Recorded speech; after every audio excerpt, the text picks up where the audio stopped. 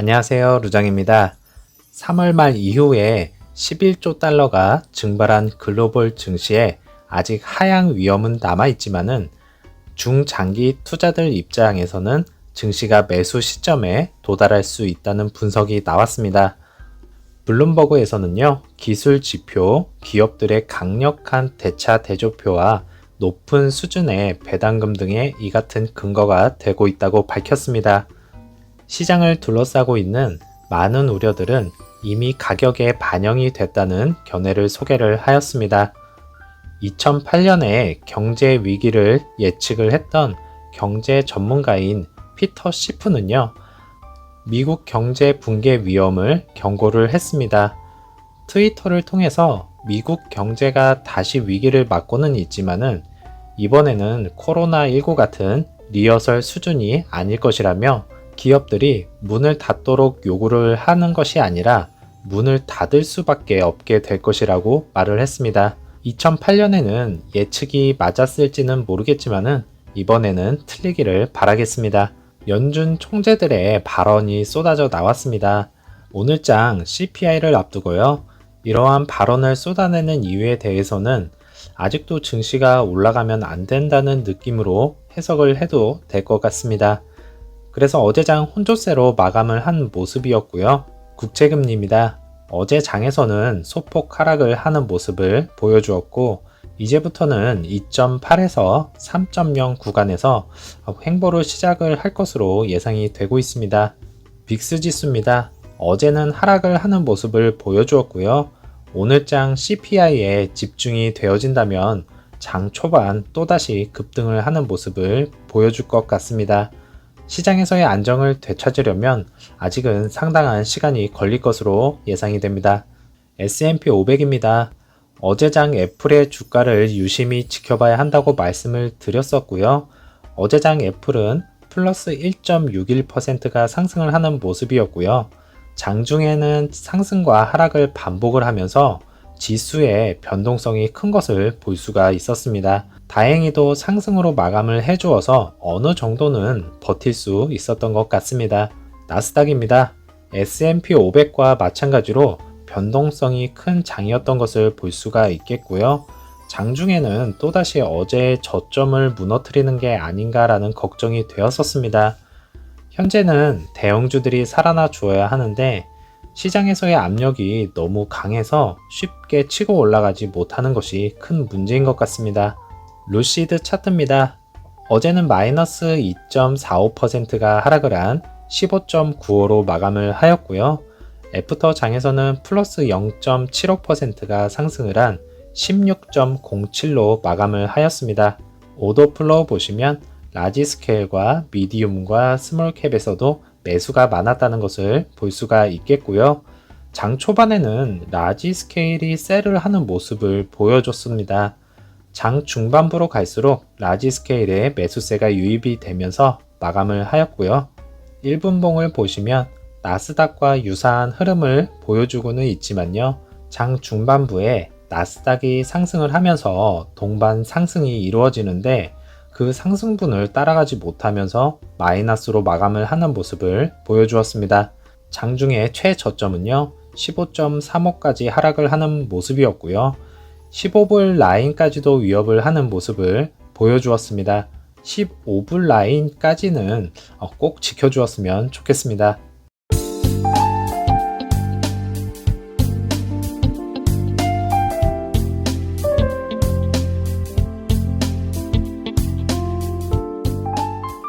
(13F) 공시에 올라온 기관들 보유 현황입니다. 589개의 기관이 들어와 있는 것을 볼 수가 있겠고요. 540개의 기관에서 롱 포지션을 취하고 있는 것을 확인을 할 수가 있었습니다. 기관 점유율은요 71.05%고요. 69%에서 71%를 왔다 갔다 하는 모습을 보여주고 있습니다. 어제자로 공시가 된 내용입니다. 5월 9일자에 올라온 스위스 은행에서 상당 부분 들어온 것을 확인을 할 수가 있겠고요. 소수의 기관들이 셀을 한 모습도 보여주고 있었습니다. 셀을 한 목록을 살펴보면 대형 기관들이 아닌 작은 기관들이 버티지를 못하고 셀을 하는 모습을 보여주고 있는 것을 확인을 할 수가 있었고요. 루시드뿐만 아니라 현재 어느 종목이든 중소형 기관들의 매도는 많아지고 있는 상황입니다. 그리고 또 한 가지로 블랙록과 뱅가드 등 여러 대형 기관들이 이번에 아크 인베스트먼트를 무너뜨리려고 한다는 내용의 기사도 있었습니다. 기관들의 싸움도 치열하다는 것을 엿볼 수가 있었고요. 이번에 중소형주 기관들이 많이들 무너졌으리라 생각이 됩니다. 루시드는 올해 유럽서 럭셔리 세단을 출시를 합니다. 독일과 네덜란드, 스위스, 노르웨이에 이어서 드림 에디션을 출시할 예정이고요. 제한된 수의 루시드 드림 에디션 퍼포먼스와 레인지 세단을 출시를 할 것이고요. 가격을 약 21만 8천 유로로 책정을 할 것이라고 덧붙였습니다.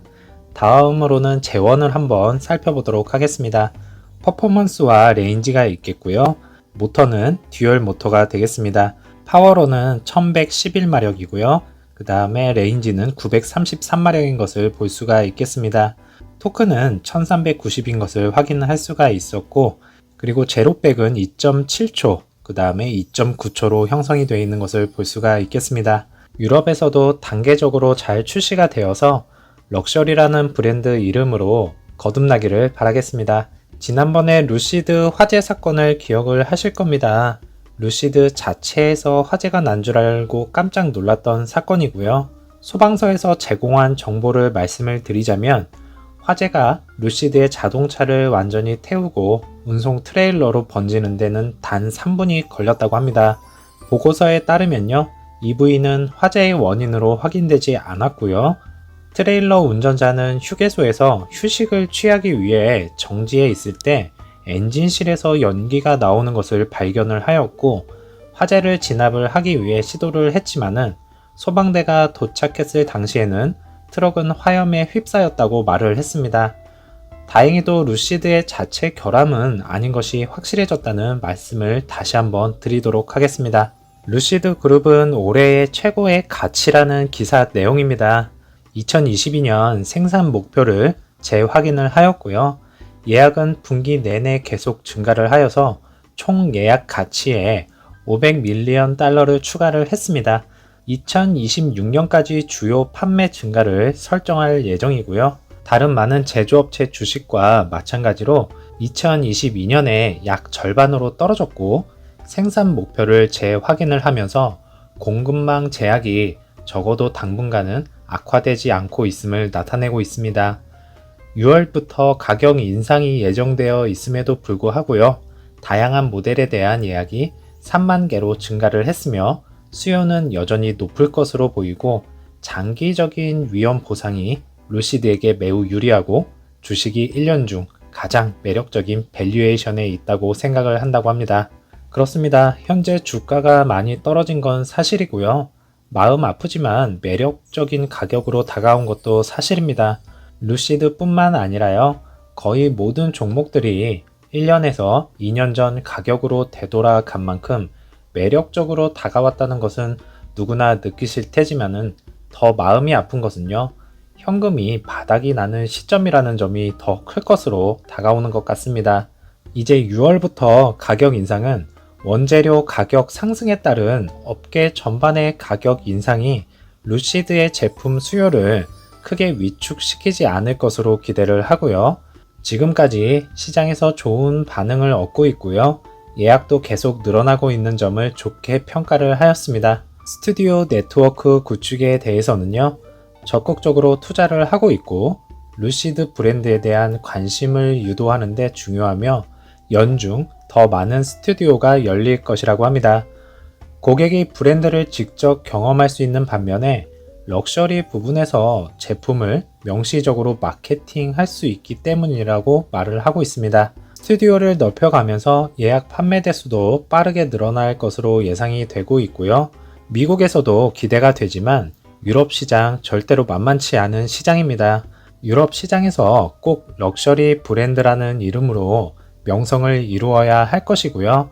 그래서 유럽 진출이 상당히 기대되고 떨리는 순간입니다. 세 가지 이유로 이 분야에서 가장 유망한 EV 회사 중 하나이고요.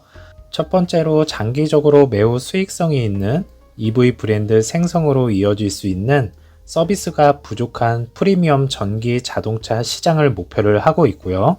두 번째로는 대차 대조표의 장점은요, 루시드에 상대적으로 낮은 위험에 대한 투자를 제공을 하고, 세 번째로는 예상 배송 램프는 수십억 달러의 수익을 창출하도록 설정이 되어 있습니다. 그래서 루시드는 2022년 회계 연도에서 1.27 빌리언 달러에서 2026년 13.4 빌리언 달러로 매출이 10배 이상 증가할 것이라고 예상을 하고 있고요. 내년에는 매출이 178% 증가를 하여서 강력한 모멘텀과 밸류에이션 이익의 잠재력을 보여줄 것으로 예상이 됩니다. 루시드는 성장 목표를 잘 달성을 하고 있으며 2022년 회계 연도에는요, 공장 생산량 뿐만 아니라 고객 배송이 크게 증가할 것으로 보이고 2월 말 이후 확보한 신규 예약으로 인해서 예상 매출이 500밀리언 달러를 추가를 했고요. 스튜디오 및 프리미엄 시장 전략이 회사를 경쟁 업체와 차별화한다고 믿고 있습니다. 현재는 3만 대 예약이 잡혀 있지만요. 사우디에서 10만 대 예약 체결은 빠진 부분이 있습니다. 사우디에서의 예약 건수가 루시드에 집계가 된다면 앞으로의 루시드의 매출액은 상당히 올라갈 것으로 보고 있고요. 그리고 페이즈 2 공장이 완공이 되는 시점부터는 생산량이 폭발적으로 증가를 할 것으로 예상을 하고 있습니다. 앞으로의 성장성을 고려해 볼 때요, 루시드는 꾸준히 모아가는 주식이라는 점 다시 한번 말씀드리도록 하겠습니다. 오늘 제가 준비한 내용은 여기까지입니다. 어제도 살짝 불안했던 장이었고요. 하루하루 힘든 장의 연속이 되는 만큼 더욱더 힘내시라는 말씀 드리면서 마무리하도록 하겠습니다. 고생하셨습니다. 저는 내일 다시 찾아뵙겠습니다. 감사합니다.